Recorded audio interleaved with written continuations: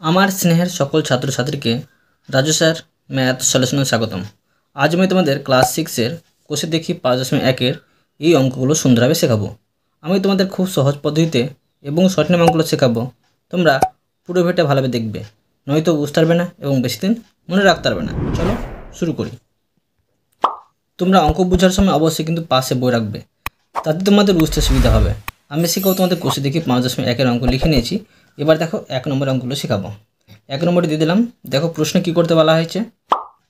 প্রশ্নে বলা হয়েছে আমি দেশলাই কাঠি দিয়ে নিচের মতো VZED তৈরি করার চেষ্টা করি ও যে কোনো নকশায় প্রয়োজনীয় কাঠির সংখ্যা জানার সহজ নিয়ম করার চেষ্টা করি।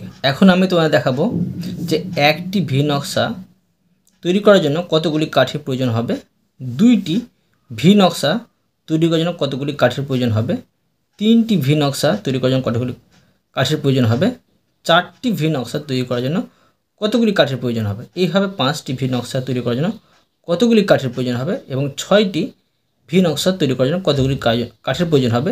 এইভাবে দেখো এক্সটি ভি নকশা তৈরি করার জন্য কতগুলি কাঠের প্রয়োজন হবে সেটা তোমাদের আমি বের করে দেখাবো।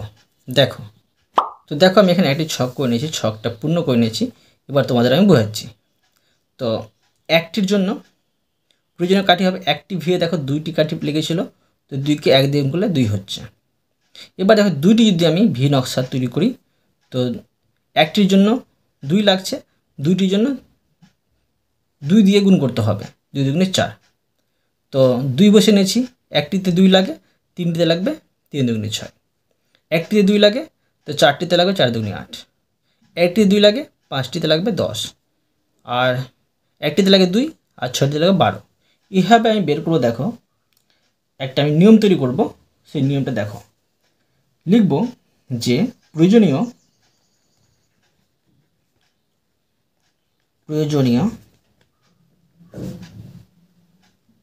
কাঠির সংখ্যা 2 গুণিত ভি নকশার সংখ্যা,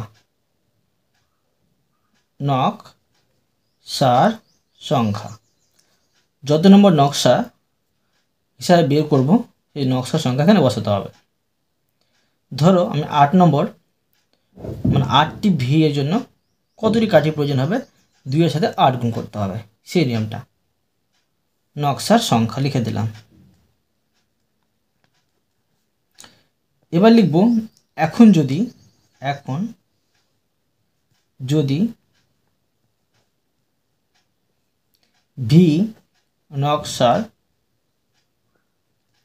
ভি নকশার সংখ্যা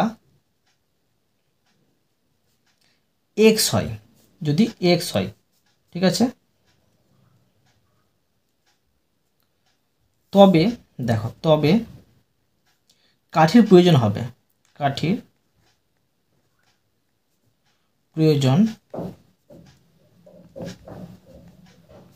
হবে সমান 2 এর সাথে x গুণ করতে হবে, ঠিক আছে। এখানে যেমন দেখো 6টি কাঠি, এখানে দেখো সর্বশেষ ছিল 6, মানে 6টি ভি নকশার জন্য 12টি কাঠি লেগেছে। তো এক্সটি ভি নকশার জন্য 2কে x দিয়ে গুণ করতে হবে, মানে এটা হবে 2xt, ঠিক আছে, প্রয়োজন হবে 2xt। তো এখানে আবার লিখতে পারি যে যেখানে বা এখানে লিখব, এখানে x চল রাশি এবং 2 ধ্রুবক x y z ABCD এগুলো হচ্ছে তোমার চল রাশি আর সংখ্যাগুলো হচ্ছে ধ্রুবক। এই অধ্যায়টা হচ্ছে বীজগাণিতিক চল রাশির ধারণা, ভালো করে মনে রাখো, ধ্রুবক, ঠিক আছে, এটা বুঝিয়ে দিলাম। এবার দেখো 2 নম্বরে আছে জেড নকশা। তো জেড নকশা আমি একটি ছক তৈরি করে নিয়েছি। দেখো আমি ছক তৈরি করে নিলাম। এখন এখানে লিখে নেব জেড নকশার সংখ্যা,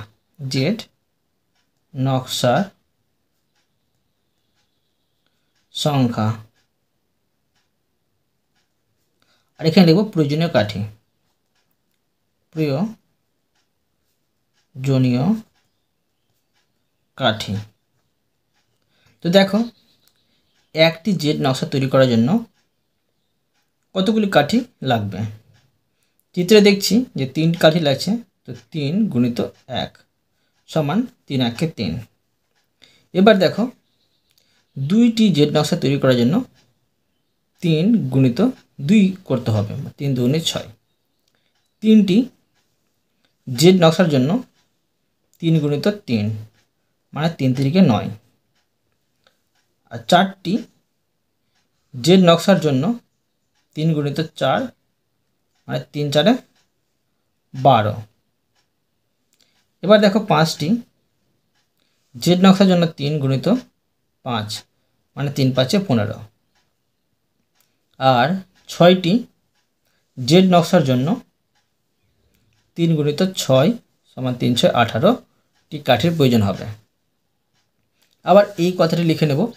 তো দেখো লিখব যে প্রয়োজনীয়, এখন আমাকে এক্সটি জেড নকশার জন্য কতগুলি কাঠির প্রয়োজন হবে সেটা বের করব। তো লিখব প্রয়োজনীয় কাঠির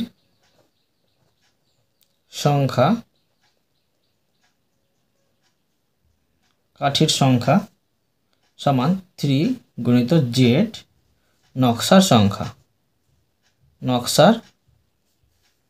সংখ্যা। আবার লিখব এখন যদি জেড নকশার সংখ্যা x হয় তবে কাঠির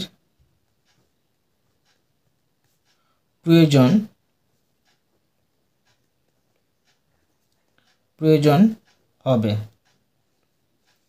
সমান, দেখো একটিতে লাগছে 3টি, তো এক্সটিতে লাগবে 3 গুণিত x সমান 3xt। মানে আবার লিখব যে এখানে x চল রাশি এবং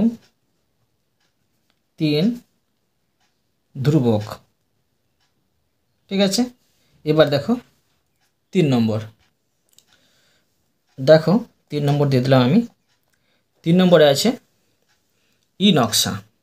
তো ই নকশার জন্য আমি ছকটি তৈরি করে নিচ্ছি। দেখো, তো দেখো আমি ছকটি তৈরি করলাম। এখন লিখে নেব ই নকশার সংখ্যা।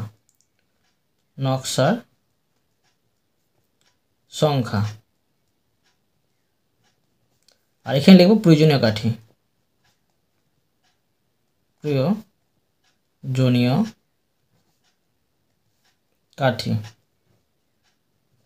তো দেখো ই নকশার জন্য কতগুলি কাঠি লেগেছিল।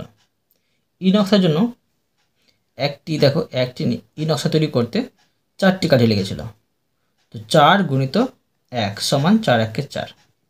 2টি জন লাগবে 4 গুণিত 2 মানে 4 দুগুণে 8। 3টি জন লাগবে 4 গুণিত 3 3 4 12। 4টি জন লাগবে 4 গুণিত 4 মানে 4 4 16।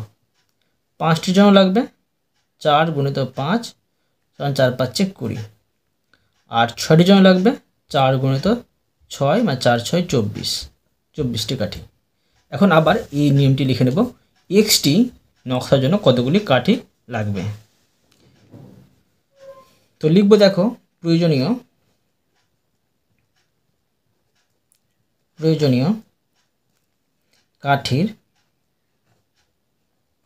কাঠির সংখ্যা সমান, তো এখানে লিখব 4 গুণিত ই নকশার সংখ্যা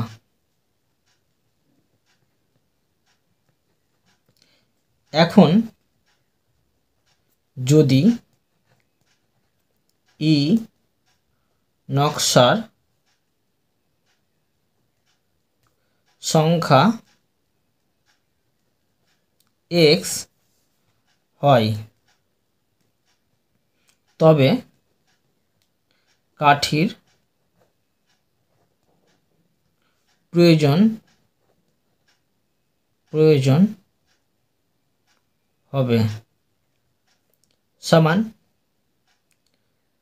4 গুণিত x সমান 4x t।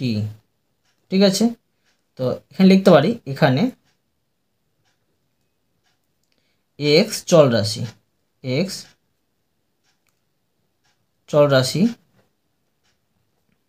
এবং 4 ধ্রুবক। ঠিক আছে, এবার আমি তোমাদের 4 নম্বর চিত্রে একটি বর্গক্ষেত্রাকার চিত্র আছে, সেই চিত্রের এক্সটি নকশার জন্য কতগুলি কাঠের প্রয়োজন হবে সেটা বের করে দেখাচ্ছি। দেখো, ছকটি তৈরি করে নিচ্ছি। এবার লিখে নেব বর্গক্ষেত্রকার নকশার সংখ্যা। বর্গক্ষেত্রকার নকশার সংখ্যা। ঠিক আছে, এখন দেখো এখানে লিখে নেব যে প্রয়োজনীয় কাঠি।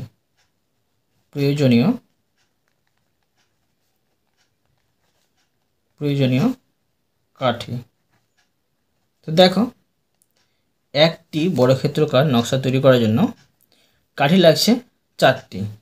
তো এখানে লিখব 4 গুণিত 1 মানে 4টি।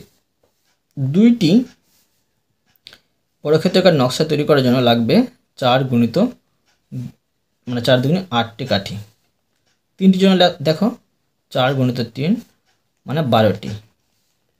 4টির জন্য দেখো 4 গুণিত 4 সমান হচ্ছে 4 4 16। আর 5টির জন্য দেখো 4 গুণিত 5 সমান 4 5 20। আর 6টির জন্য দেখো 4 গুণিত 6 মানে 4 6 24। এখন লিখে নেব যে নিয়মটা লিখলাম একটু আগে, আমি লিখে নেব প্রয়োজনীয়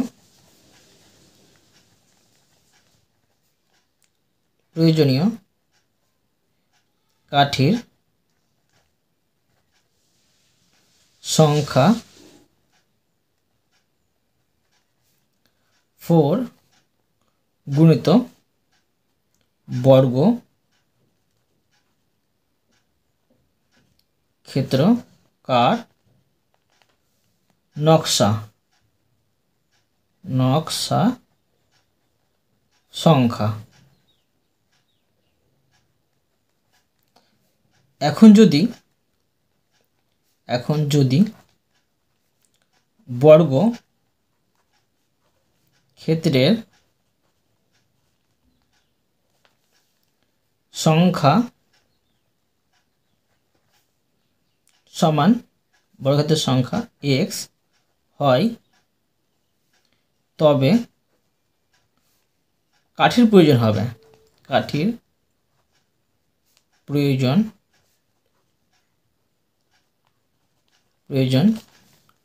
হবে। তো দেখো 4 গুণিত x সমান 4x t। তো লিখতে পারি যে এখানে x চল রাশি এবং 4 ধ্রুবক। ঠিক আছে, এবার দেখো 2 নম্বর আমি তোমাদের করে দেখাচ্ছি। দেখো প্রশ্নে কি করতে বলা হয়েছে, এই অঙ্কগুলো খুবই সহজ আছে, তোমরা মন দিয়ে বোঝো। আমি আমার দাদার থেকে 4 বছরের ছোট। দাদার বয়স x বছর হলে আমার বয়স দাদার বয়সের মধ্য দিয়ে লেখার চেষ্টা করি। ঠিক আছে, মানে আমি দাদা থেকে কিন্তু 4 বছরের ছোট, অবশ্যই দাদা 4 বছর বড়। তো এটা কীভাবে লিখতে হবে করে দেখাচ্ছি। দেখো, লিখে নেব যে দাদার বয়স দাদার বয়স x বছর। এবার লিখব আমি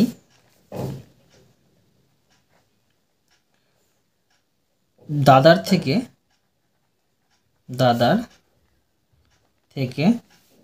4 বছরের ছোট।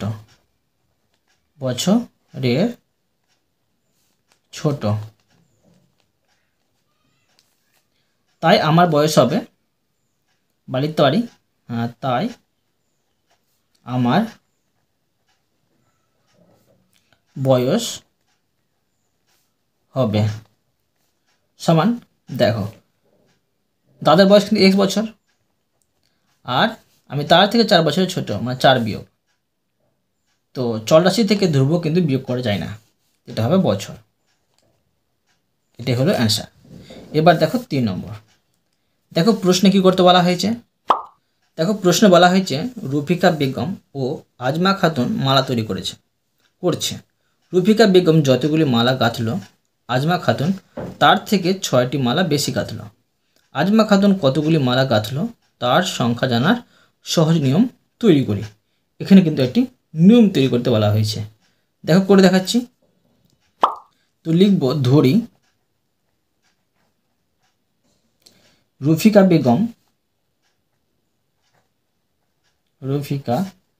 বেগম xটি মালা গাঁথল,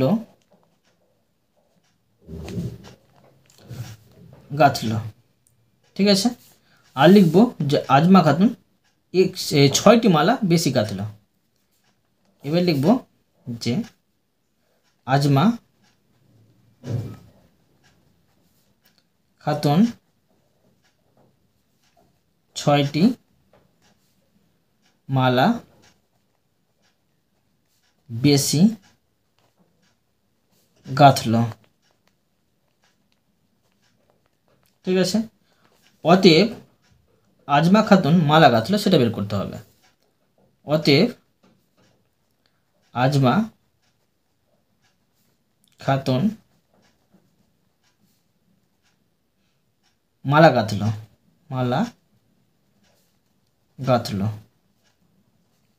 তো দেখো এখানে বাড়ছে, তাই যোগ করতে হবে। রফিকা বেগমের মালা সংখ্যা দেওয়া ছিল না, তাই ধরে দিয়ে x করেছি, ঠিক আছে। যখনই কোনো সংখ্যা দেওয়া থাকবে না সেটা ধরে দিয়ে x করবে। এখন x এর সাথে এই 6টি যোগ করে নিতে হবে, t, ঠিক আছে। এটা যোগ করা যায় না চল রাশির সাথে ধ্রুবক রাশি। এবার দেখো 4 নম্বর। দেখো প্রশ্নে কি করতে বলা হয়েছে। প্রশ্নে বলা হয়েছে আমাদের দোকানে অনেকগুলি মোম রঙের প্যাকেট আছে। এখানে দেখো কিন্তু বলা হয়নি যে কতগুলি আছে, ঠিক আছে। এটা ধরে দিয়ে করতে হবে। প্রতি প্যাকেটে 12টি মোম রং আছে। প্যাকেট না গুনে দোকানে মোট কতগুলি মোম রং আছে সেটা হিসাব করার সহজ নিয়ম খুঁজি। এখানে কিন্তু গুণ করতে হবে, করে দেখাচ্ছি। দেখো 3 নম্বরের মতো আবার লিখে নেব ধরি দিয়ে। ধরি আমাদের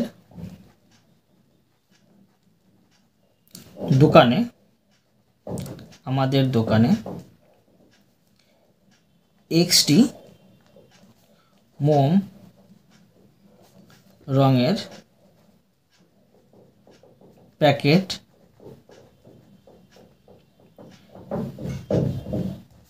আছে।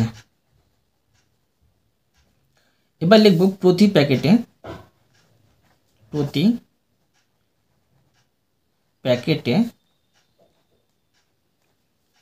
12টি মোম রং আছে, ঠিক আছে। অতএব xটি প্যাকেটে মোম রং আছে সেটা বের করতে হবে। তো লিখব অতএব xটি প্যাকেটে মোম রং আছে সমান, তো xকে 12 দিয়ে গুণ করতে হবে। এখানে দেখো এটা কিন্তু গুণ করা যাবে না, চল রাশির সাথে ধ্রুবক রাশি গুণ করা যায়, শুধু যোগ আর বিয়োগ করা যায় না। দেখো এখানে তো এটা কী করে নেব, যে এটা গুণ করলে হবে 12xt। ঠিক আছে, এবার দেখো 5 নম্বর। দেখো প্রশ্ন বলা হয়েছে, আজ আমাদের স্কুলের অনুষ্ঠানে আমরা অনেকগুলি সারিতে বসেছি। প্রতি সারিতে যদি 15 জন বসি, তবে আজ আমরা মোট কতজন স্কুল অনুষ্ঠানে বসেছি তা হিসাব করার সহজ নিয়ম তৈরি করি। খুবই সহজ। 4 নম্বর 5 নম্বর সেম টু সেম আছে। ঠিক আছে, এটা ধরে দিয়ে করতে হবে। এক্স, দেখো লিখে নেব, ধরি আমরা এক্সটি সারিতে বসেছি। এখন লিখব, দেখো একটি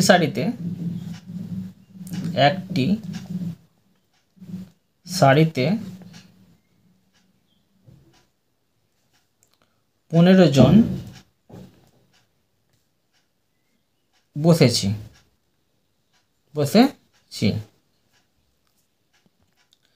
অতএব আমরা এক্সটি সারিতে বসেছি, আমরা মোট এক্সটি সারিতে সমান, দেখো এক্স গুণিত 15, এটা গুণ করা যাবে, তো সমান 15x জন বসেছি। ঠিক আছে, এবার দেখো 6 নম্বর। দেখো প্রশ্নে কি করতে বলা হয়েছে। দেখো প্রশ্ন বলা হয়েছে, পার্থ ও তীর্থ দুজনে পুকুরের পাড়ে বসে মাছ ধরছে। তীর্থ যতগুলি মাছ ধরল, পার্থ তার থেকে 5টি মাছ বেশি ধরল। পার্থ কতগুলি মাছ ধরল তা তীর্থর ধরা মাছের সংখ্যা দিয়ে প্রকাশ করার চেষ্টা করে। দেখো করে দেখাচ্ছি আমি সহজ নিয়মে। তো দেখো এখানে যে তীর্থের মাছের সংখ্যা দেওয়া নেই, তাই লিখতে হবে ধরি তীর্থ এক্সটি মাছ ধরল। এখানে লিখব যে পার্থ তীর্থ থেকে 5টি মাছ বেশি ধরল।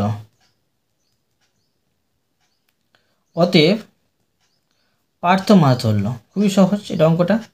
পার্থ মাছ ধরল সমান, মানে এর থেকে বেশি, তাই যোগ করতে হবে। এটা কিন্তু যোগ করা যায় না, এটা হচ্ছে টি। ঠিক আছে, এবার দেখো 7 নম্বর। দেখো প্রশ্নে কি করতে বলা হয়েছে। প্রশ্ন বলা হয়েছে, মিতা ও মায়া কাগজের নৌকা তৈরি করছে। মিতা মায়ার থেকে 2টি নৌকা কম করলো। মিতা কতগুলি কাগজের নৌকা তৈরি করলো, হিসাব করা সহজ নিয়ম খুঁজি। মানে এখানে বিয়োগ করতে হবে, প্রথমে ধরি দিয়ে করতে হবে। করে দেখাচ্ছি, দেখো প্রথমে লিখব ধরি মায়া নৌকা বানিয়েছে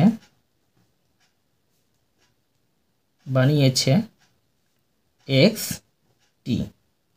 এবার লিখব মিতা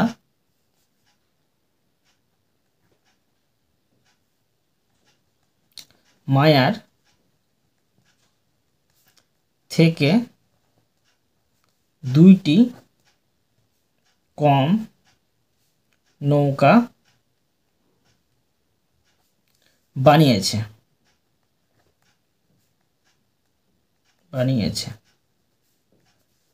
অতএব, বা তাই দিয়ে লিখতে পারি, অতএব তাই মিতা নৌকা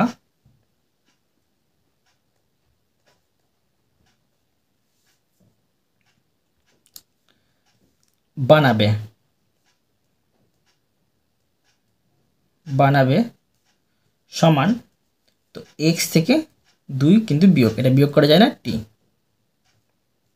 এবার দেখো 8 নম্বর। দেখো প্রশ্নে কি করতে বলা হয়েছে। দেখো প্রশ্ন বলা হয়েছে, বাবা অনেকগুলি মিষ্টির প্যাকেট আনলেন। যদি প্রতি প্যাকেটে 5টি সন্দেশ থাকে তবে বাবা কতগুলি মিষ্টি আনলেন সেটা হিসেব করার সহজ নিয়ম তৈরি করি। এখানে গুণ করতে হবে, প্রথমে x লিখতে হবে, তারপরে গুণ করে নিতে হবে।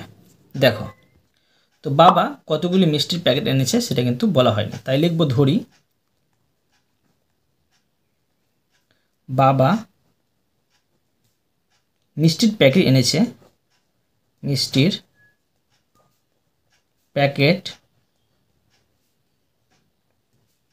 এনেছে, বা আনলেন লিখতে পারি, ঠিক আছে, আনলেন এক্সটি। এবার লিখব যে প্রতি প্যাকেটে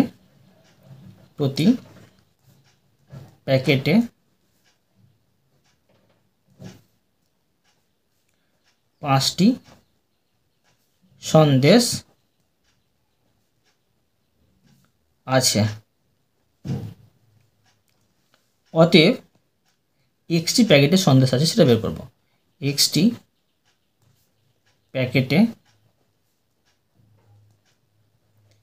প্যাকেটে সন্দেশ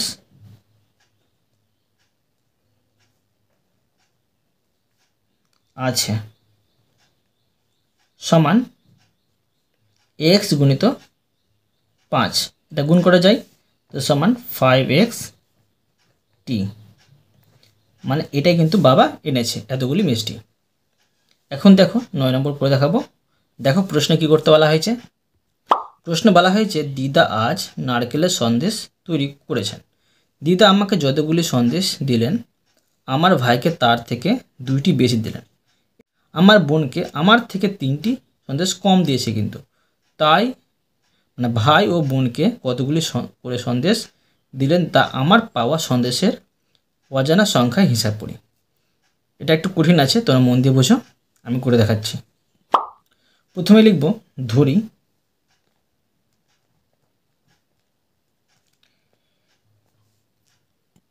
এখানে কিন্তু আমাকে কতগুলি সন্দেশ দিয়েছে সেটা কিন্তু বলা হয়নি, তাই লিখব ধরি দিদা আমাকে এক্সটি সন্দেশ দিলেন, ভাইকে 2টি বেশি দিলেন, ঠিক আছে। আর লিখব বোনকে আমার থেকে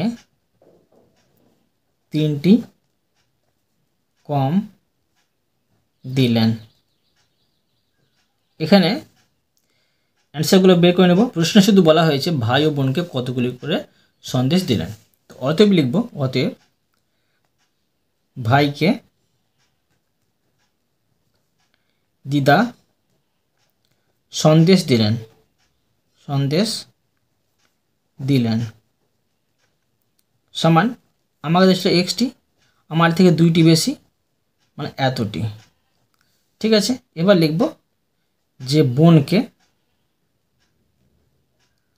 দিদা সন্দেশ দিলেন সমান মানে আমার থেকে কিন্তু 3টি কম, এটা টি দিয়ে লিখে দিলাম, ঠিক আছে, বুঝতে পারলে। অতএব আমি তোমাদের এই অধ্যায়ের প্রতিটি অঙ্ক সুন্দরভাবে বুঝিয়ে দিলাম। আশা করি তোমরাও ভালোভাবে বুঝতে পেরেছো।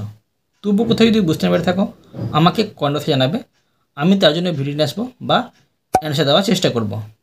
আর অবশ্যই তোমরা এই ভিডিওতে লাইক করে দেবে এবং পরবর্তী অঙ্কর জন্য চ্যানেলটিকে সাবস্ক্রাইব করে নেবে। ধন্যবাদ।